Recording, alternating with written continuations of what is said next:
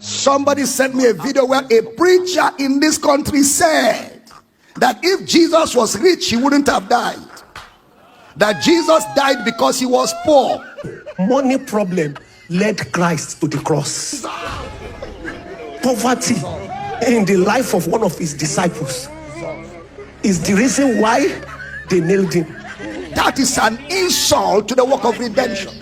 Whoever is the spiritual father of such pastors needs to cover his face in shame and call them to the backyard in the kitchen and take them through class 101, in fact 001, so they stop disgracing him. Well, I don't blame them. Some of them, the father is as bad as the son. You cannot worship God beyond what you know. You cannot worship God beyond what you know. Some people, all they know is money. The God they know is money. They don't know any God outside money. You see that? That's why some people will say that the devil does not fear a man that prays like he fears a man that has money. The devil likes prayer, he fears prayer, but he's not afraid of you if you don't have money. Because the God they know is money. Bible says whose God is their stomach. Bible says you cannot serve God and mammon. So you're either serving God or you're serving mammon. Some people, their God is money. They don't see God beyond money. Filthy lucre. Otherwise, how can somebody say that you cannot be claimed to be righteous if you are poor? That there is no poor man that is holy. That there is no poor man that is holy. Poverty is a sign of ungodliness. To be poor means there is sin in your life. So holiness is synonymous with money. In fact, somebody sent me a video where a preacher in this country said that if Jesus was rich, he wouldn't have died. That Jesus died because he was poor. Money problem led Christ to the cross. Poverty in the life of one of his disciples is the reason why they nailed him. That is an insult to the work of redemption. That is a total assault on the gospel. And those useless Supreme Council of hypocrites will not call such a person out because they are members of that cabal where money is their God. When people like us preach Christ, they attack us because they are far from Christ, whose God is their stomach. How can somebody say that Jesus died because he didn't have money? That they used 30 pieces of silver to kill him. That if he was rich, it wouldn't have succeeded. He is even worse than Peter, who said, Jesus, you will not die. And Jesus said, get thee behind me, Satan, because you are an offense to the things of God. You savour not the things that be of God. So Jesus came to the earth not to die, or what?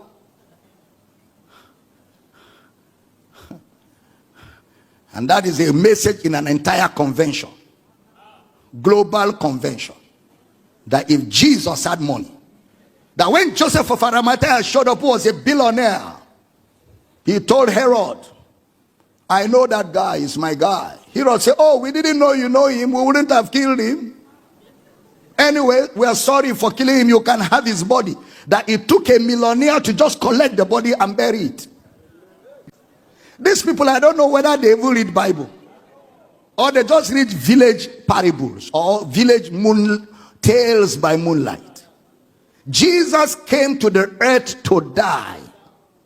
Ought not Christ, oh fools, oh zumi, oh fools, slow of heart to believe all that the prophets have spoken. Ought not Christ to have suffered these things and to enter into his glory?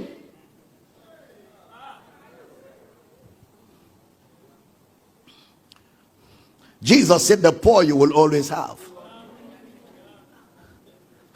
The poor you will always have.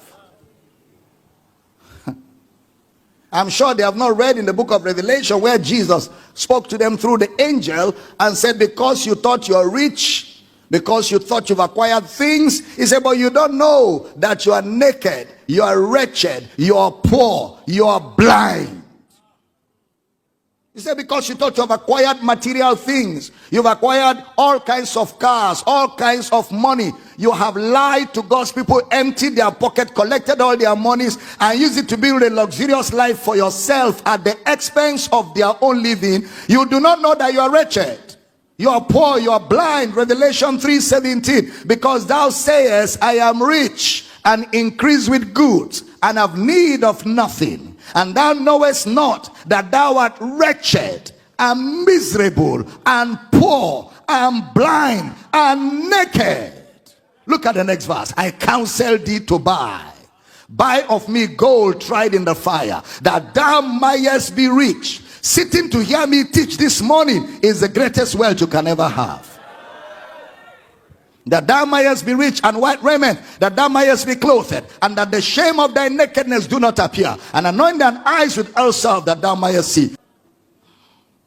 So you can't worship God beyond what you know. That's what took us into that journey. You can't worship God beyond what you know. Somebody told me somebody somewhere is challenging the position I had when I said the California fires are not the judgment of God. And the preacher is telling a story that when the California, when they don't know Bible, they use stories. They use stories, vain philosophy, idle fancies, high sounding nonsense. Paul said, though an angel or we come from heaven and preach anything to you other than what has been preached, he said, let us be anathema. He said one of the persons in the California fire had a vision, and his conclusion of God's judgment on California was the vision of a man. Look how empty he is. Very empty. Doting about nothing. Have you ever seen where God destroyed the righteous and the unrighteous? In the entire Bible. Even in the destruction of Sodom and Gomorrah, God said, no, I cannot destroy the righteous with the unrighteous. If I find 5 righteous, I will not destroy the city. Are you telling me there are no 5 righteous people in California? What's wrong? Do you think at all? Anaginosko. Are you reading without paying attention? God has never destroyed the righteous with the unrighteous. Moreover, today is the day of salvation. There can be no destruction in the day of salvation. Today is the accepted time. Today is the day of God's grace and favors that profusely abound. Today is the day of jubilee. And it's not the will of God for anybody to perish. So God is allowing, God is long suffering, not willing that any should perish, but that all should come to repentance. And God has no pleasure in the death of the wicked.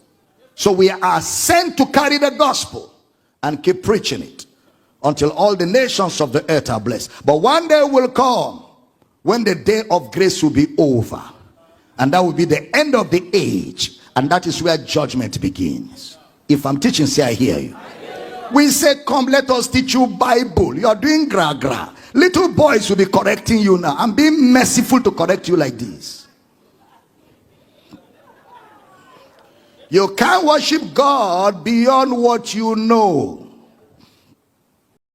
I've been making a lot of fermented food these days. Apple cider vinegar, sauerkraut, Greek yogurts, soaking peel of my lemon and oranges.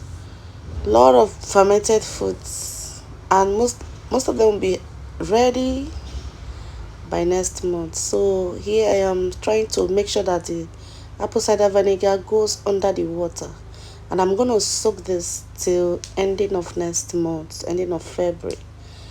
Okay, what am I doing? I'm just trying to make sure that the apple did not stick out.